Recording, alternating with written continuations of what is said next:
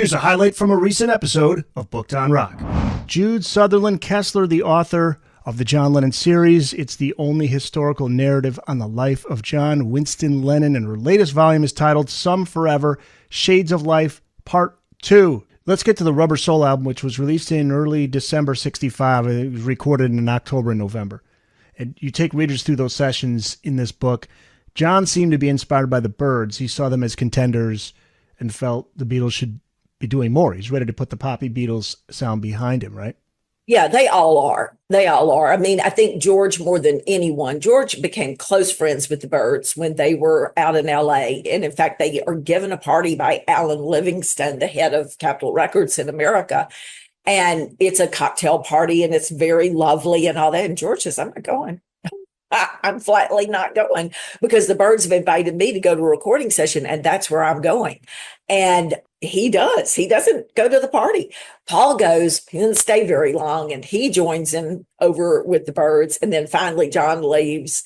Ringo hangs out at the party, but the rest of them want to hear this new sound. The Byrds, admittedly, they say they were influenced by the Beatles. They tell you that.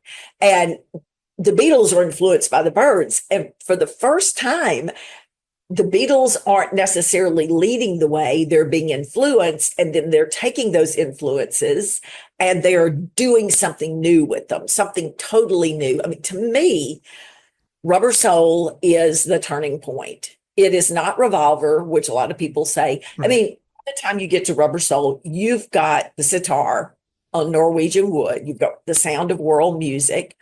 You have songs about complicated relationships. No longer is it moon, spoon, June, croon, people falling in love and batting their eyes and sighing. You've got people who are struggling in their relationships. Many of those songs are very serious.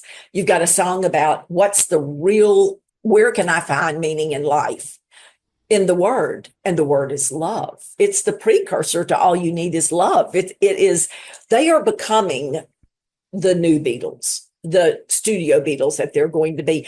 And imagine this.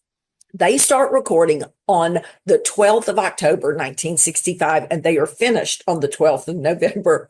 Who beside the Beatles could do Rubber Soul in a month? And it's really not a month because when they have the MBE on the 25th, they're off for rehearsals for the MBE, and I'm sure getting their clothes together, and Brian gives a soiree for them that night.